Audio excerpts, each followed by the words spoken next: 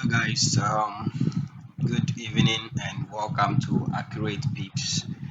And today we are going to continue with our lesson, and we'll be looking at lesson 2.2. Yesterday we looked at lesson 2.1, which was the basic terminologies. Today we'll be looking at the advanced terminologies. Okay.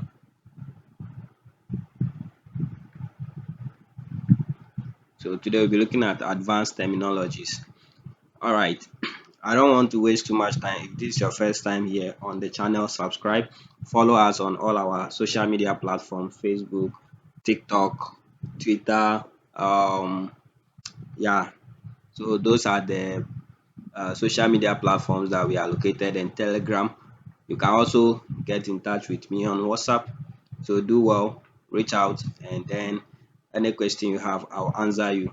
Let's get into the lesson. So today, as I said, you look at the advanced terms, and the first term we are going to look at is market structure. Okay, market structure. Now, this is a whole topic on its own, so I'm not going to go into details here. I'm just going to define what market structure is and give you some few important reasons why you need to understand market structure. So when we talk about market structure, we are referring to the way price moves in the market, showing the overall trend and key price levels. Okay, so how does price move at a particular time? Is price moving upward?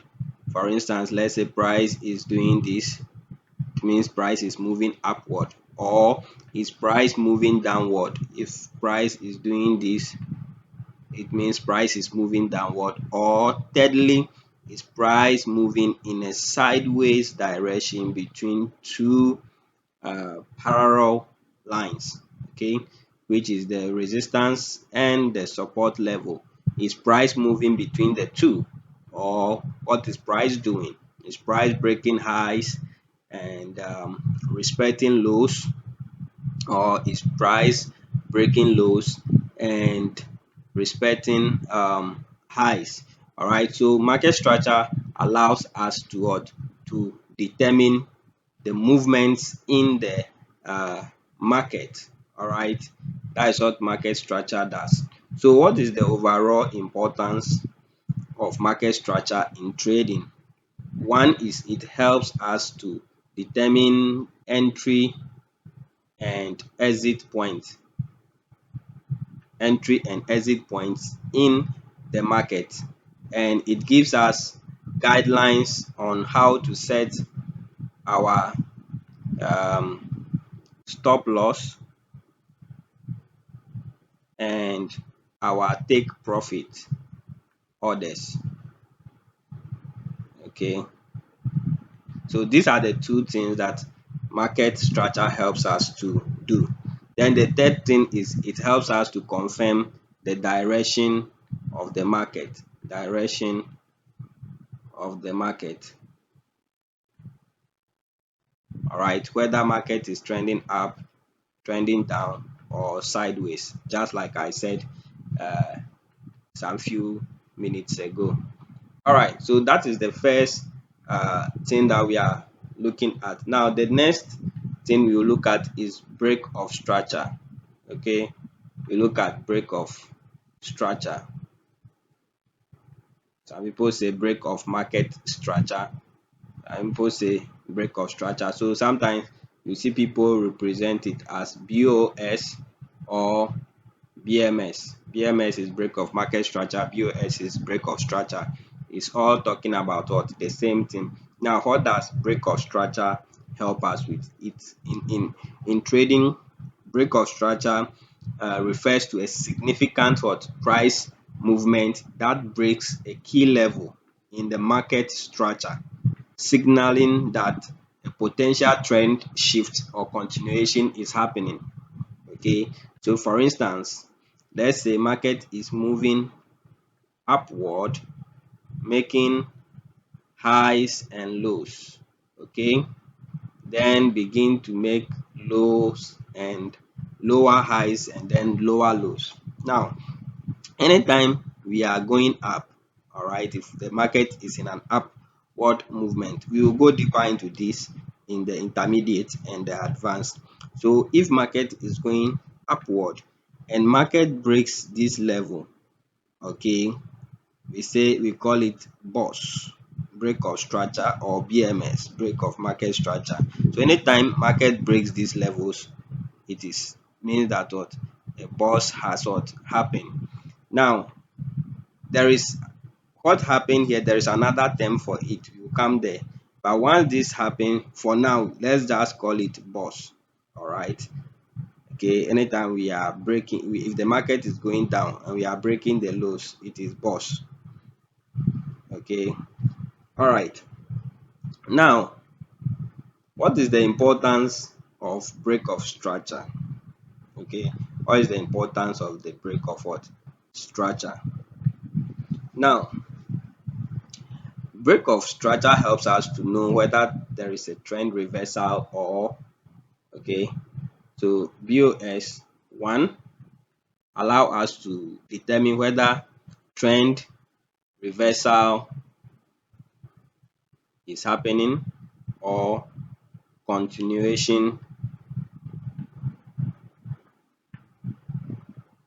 of trend is what is happening. Okay, so it either tells us whether we are reversing. So for instance, this place market showed us that we are reversing, okay, from an upward movement to a downward movement. That's why I said there is a terminology for this. When we get there, plenty terminologies. People use different terminologies over there. Sorry. So when we get to that point, I will explain it. All right. So that is one thing that boss explain or helps us. That is one importance of boss. Okay, to determine reversal and what continuation. Then also, it helps us as well with entry and exit. Boss as well helps us with what? Entry and exit. Just like structure, because BOS is part of the structure. Okay. And then last but not the least, okay, we use it with support and resistance or supply and demand to increase our accuracy. Okay, so it helps increase our accuracy when we are uh, using supply and demand or support and what resistance. All right, and we've talked about support and resistance yesterday, so I'm very sure you know what support and resistance is. Today later on we will look at supply and what and demand. Okay, so the next thing we are going to look at is called inducement. Inducement. The short form is IDM. So you will see this a lot when you go on the internet. You see a lot of these terms. So you can type most of these terms and read about them on the internet. Okay, just to get further knowledge before we get to those points in the lesson. So what is inducement? In Forex, inducement refers to a market manipulation um, where price tends to deceive traders to position themselves at a particular point where they are not supposed to what? To position themselves. Okay, so for instance, let's say price is going upward and creating highs and lows. Then it created a high, and we know that it created a low, went, and we know that, oh, okay, when price gets here, we are going to buy. But suddenly, when price got here, what price did was that when price got here, what price did was that it broke through that level. It didn't respect it, and rather came and what reversed on this guy and then continued the move upwards. When this happened, then we call this an IDM. but there are ways of determining this that we will learn in the future lessons. All right. So this here, it was price deceiving or traders to what, to take a buy position over here whilst it's not time to what, to buy. Then they push the market down to where the unfilled orders are, to this demand or support, whichever way you put it. All right. They push the market down, then after that they push the market up, thereby taking all the stop losses over here, all right, from the buy side, and those who set sell stops and all those stuff, and then the breakout traders also who will be putting their stop here will also now be taken out, and then the market will now go up. All right. So inducement refers to what? As I said, inducement in Forex refers to a market manipulation move where price action tempts traders into taking positions before the market moves in the opposite direction. Okay, so it is often used by institutional traders or smart money to trap retail traders. So that is their main focus. To what? To trap. They are trapping you, retail traders. So you must always be looking out for where the traps are. So if the trap is here, you should be looking for a proper zone that is beneath the trap, so that you cannot make your entry from what, from there. So as we move on, we will learn how to navigate that. This one I'm just explaining the terminologies. Okay, so how does inducement work? Okay, so inducement works in about three different ways. One way is what we refer to as what, as fake outs, okay, or fake breakouts. So market is moving, create something like this, then when market pass here, you would think okay, market wants to change direction into what, into a sell, but not knowing market was rather just coming to what, to pick orders from this area, and then begin to what, make its move up.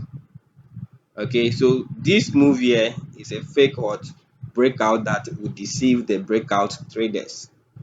All right, then the second point is what we call liquidity grab. We will explain what liquidity is. So liquidity grab. All right, so here this inducement point is serving as liquidity. So these people, institutional traders, are just coming to, liquidity means money, okay, or fuel. You see how a car needs fuel in order to move. Same way the market needs its own fuel, and the fuel it needs is what we refer to as what, liquidity. Okay, money. The business students among us, you understand what liquidity is. Okay, that is money. All right. So yeah, that is another thing that inducement helps us to do what, to to um to see in the market. Okay, so the market moves towards areas with more stop losses, okay, or stop orders above highs or below lows, triggering them before reversing. So all the stop losses here, they'll take them out, and then boom, the market goes up. All right. So that is liquidity grab. Then the last one, or the third one, is what we call fake trends. Fake what? Trend continuation. All right.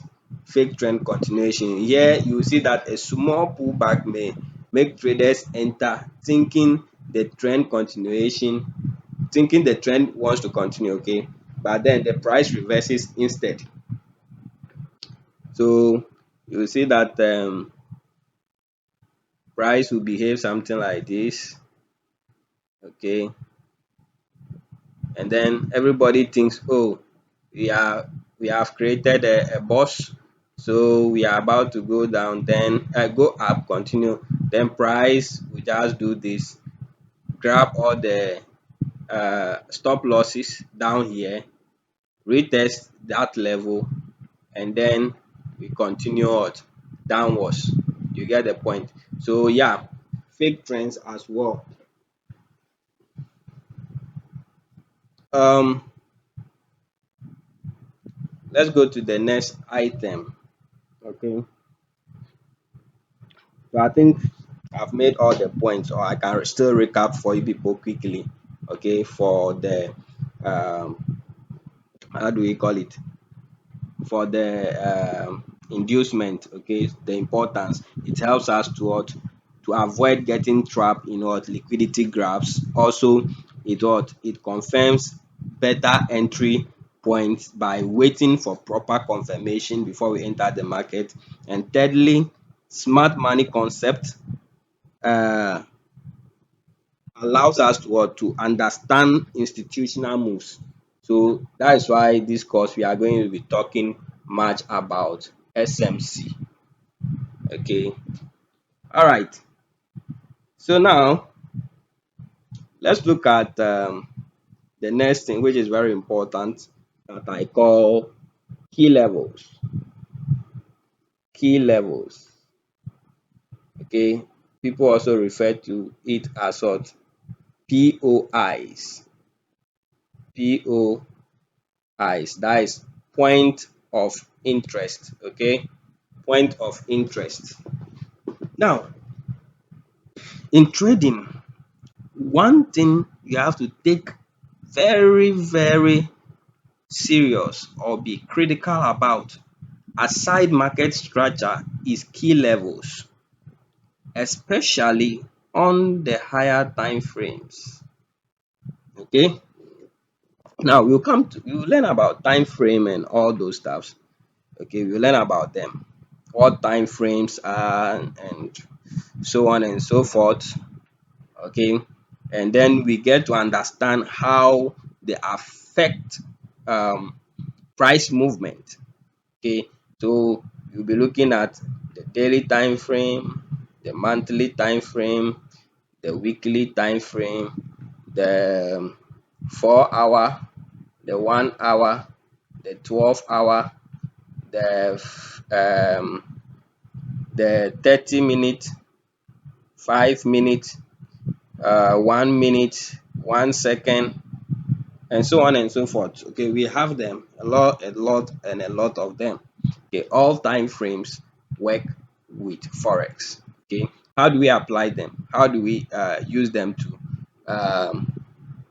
get our various information that we want on the chart? We look at all those things. So POIs, that is the next thing we are looking at.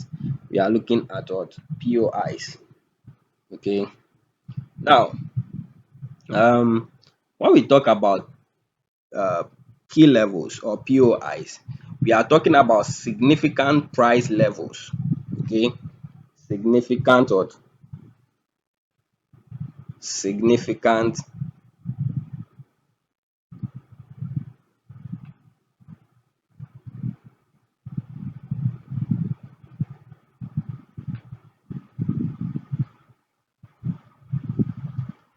okay, we are talking about significant or price levels on the chart. Okay, where price has reacted multiple times or has leave some what, key important reversal, possible reversal or possible continuation details on the chart. Okay, so let's say price is moving and gave us something like this. Then he gave us this. Now, this information here is key. Why? Because this area has been tested 1, 2. If you add this, the first point to it, which is the origin, you see that this will be the first touch, the second touch. So already it's giving us information that there is a possibility that when price breaks this inducement, and then we add here, price should then reverse. So price was coming from the down up and then creates this, break this low, created another low, then breaks the high, retested this point, we get a confirmation and we short here, okay, based on confirmation. So this is a key level. Now, another form of key level also can be just something like this.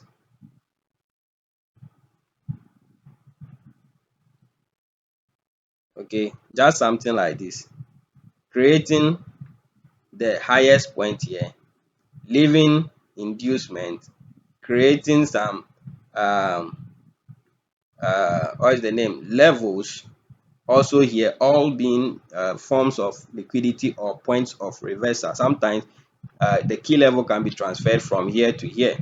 Okay, I think let me limit to just the explanation. You go into detail in the subsequent. So we expect that when price now takes this inducement IDM and taps into either this or that, because they are key levels, we should see a reversal or downwards.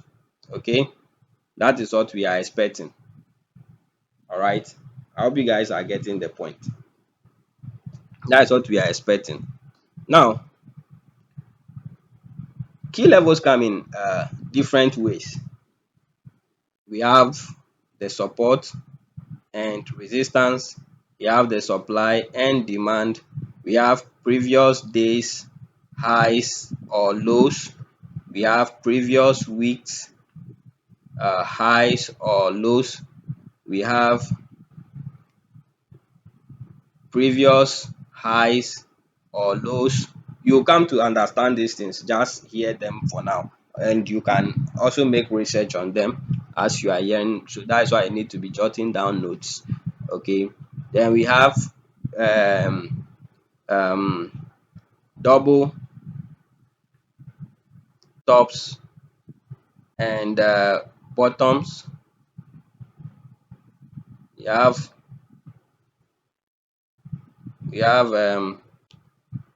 three, oh sorry, you have triple um tops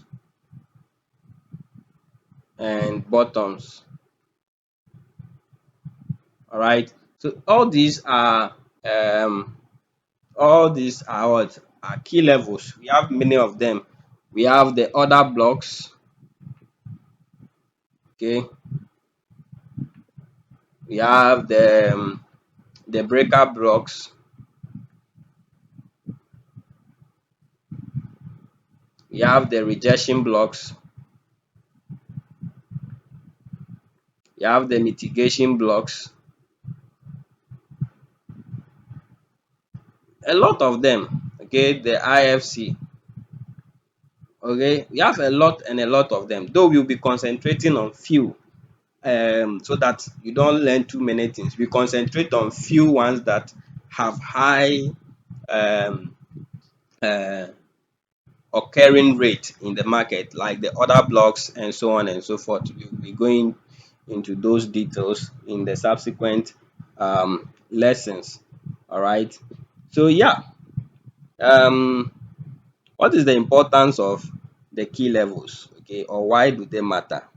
The first thing is that they help us with our entry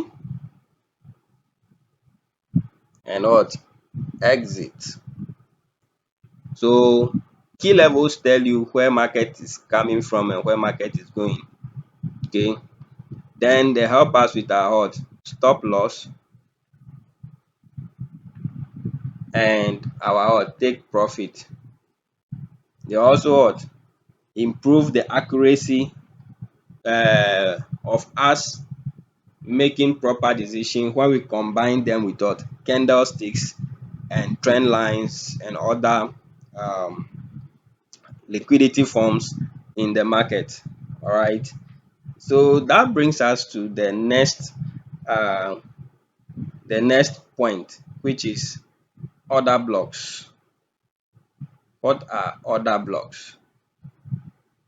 Quickly.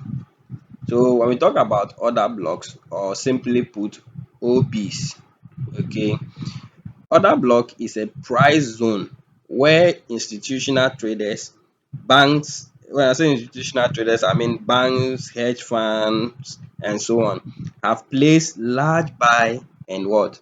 The key thing here is what? Large, large buys and sell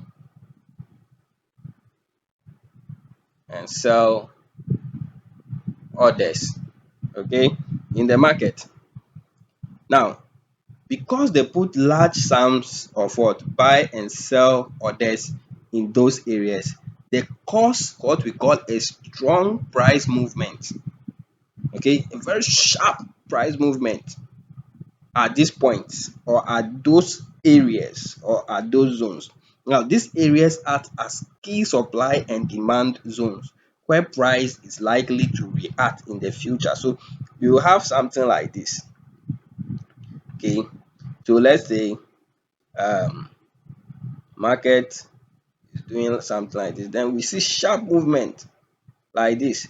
In the future, we expect that this movement here should be fueled again by price, should be fueled by price once more, and then continue with the buy. Now, where are we expecting price to react to? We are expecting price to react around here, because this is the origin of the move, okay. This is the origin of the move. So this point here is the one we refer to as the OB, where we expect price to come and what? React. So when price gets here, we are expecting price to react and then continue with the buy trend. Okay, that doesn't mean that every OB works in the market automatically. No. Okay, there are other things that we need to understand. We have two types of OB. We have the bullish and the what? And the bearish OBs. That is order blocks. Okay. So when we are learning OB as a topic, we will know how we can identify, determine the OBs and all those stuffs. All right. But what are the importance of these OBs? The important thing is that they help us to what? To predict where price will reverse from, or if there will be a continuation, as well as help us with what? Entries and what? Exits. Okay. And then take profit and what? Stop loss. Now, let's look at breakup blocks. All right, so simply let me just quickly and simply just explain it this way. When we talk about breakup blocks, okay, breakup blocks, that is BB, okay, I call it BB, breakup blocks. Now, when we talk about them, they are like OBs that have failed, okay. So OBs that have failed are referred to as what? As breaker hot blocks. OBs that have failed are referred to as what? Breaker blocks. So let me just demonstrate something here. So let's say market is moving something like this,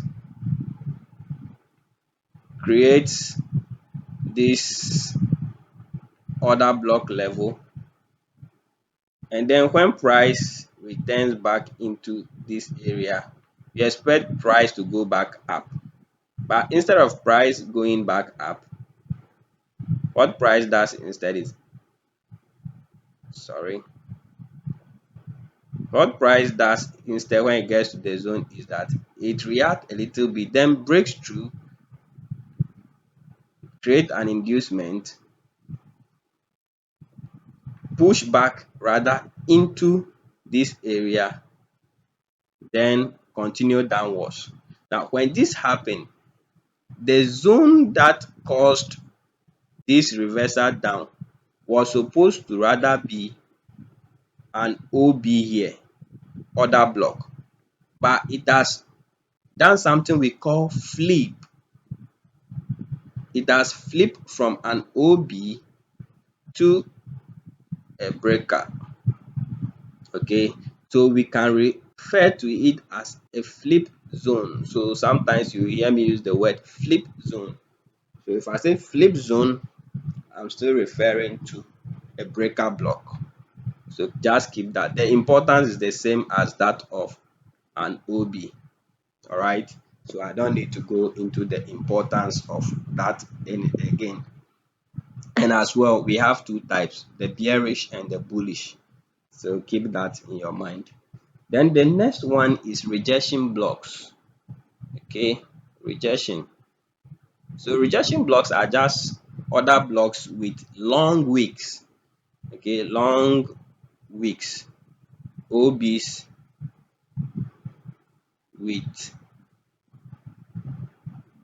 long wicks. Okay, that means when the candle is formed, you get very long wick.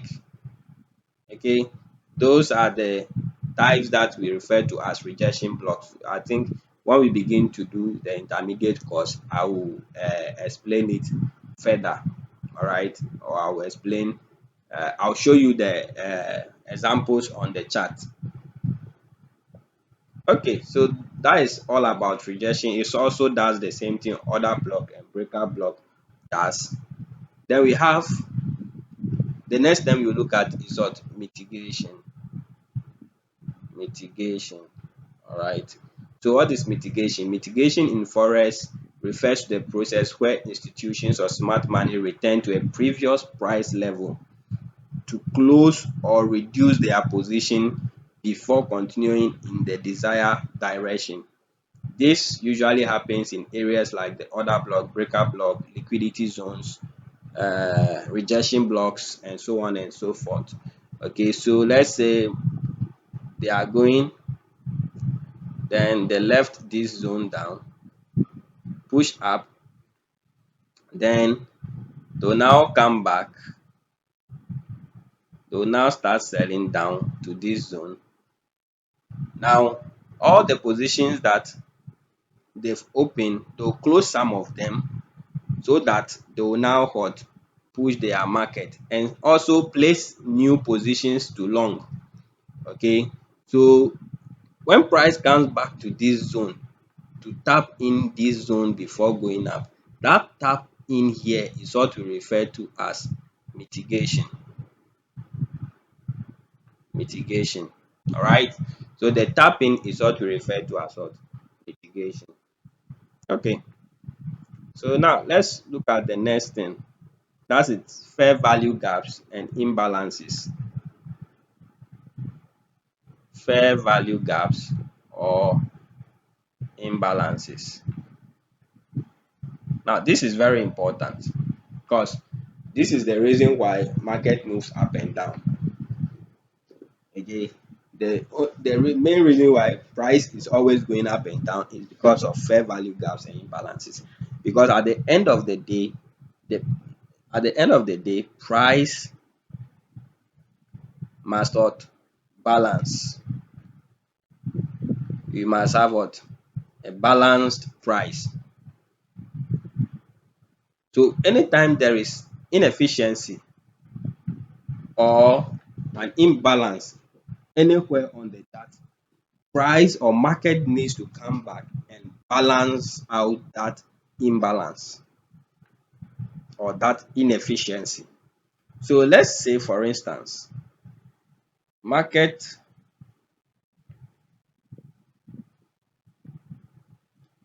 is moving this way, and then we have three successive movements like this.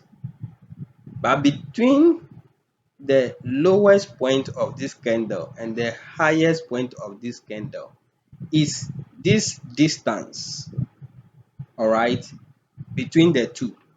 That distance between the two is what we refer to as fair value gap or imbalance,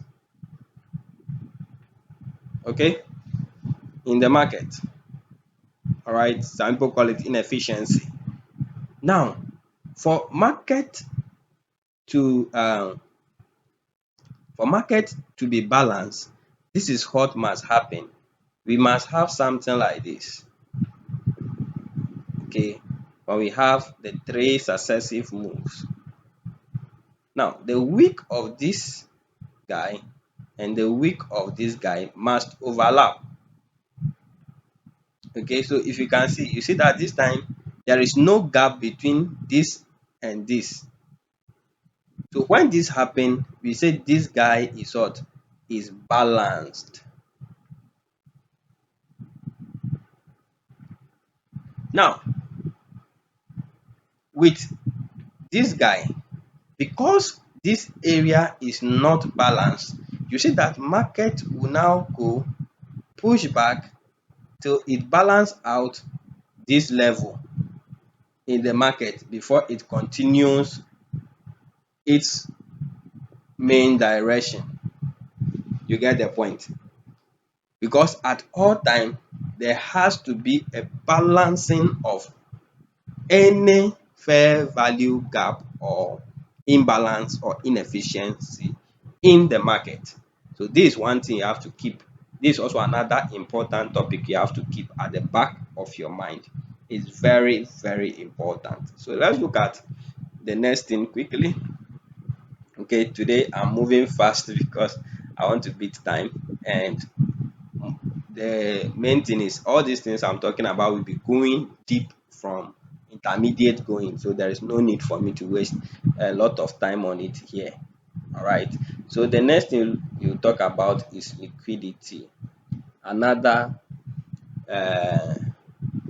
how do we call it, another important topic.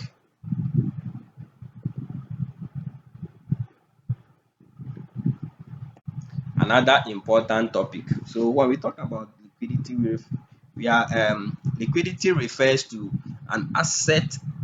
Okay, when I say asset, I'm talking about what? Currencies, synthetics, or whatever you are trading. Okay, is an asset. So liquidity refers to how easily an asset can be bought or sold in the market without causing significant price movement. In Forex, high liquidity means tight spreads, smoother price action, and easy trading execution.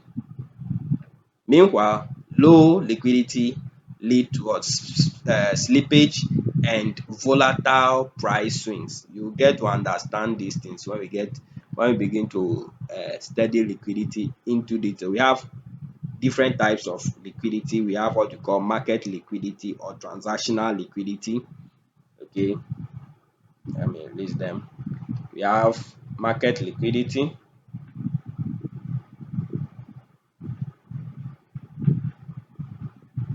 or you can refer to it as transactional liquidity. We have price liquidity. We have liquidity pool. Liquidity pool. Okay, we have, these are different types of what? Liquidity. Okay, now when we talk about market liquidity, that is the overall availability of buyers and sellers in the forex market. So major pairs like the Euro USD, the GBP USD have high liquidity, whilst exotic pairs have low liquidity. Okay, now we talk about price liquidity, then we are looking at areas on the chart where large orders are placed, such as the support, the resistance levels, the order block, the fair value gap, the double tops, the previous days highs, and co.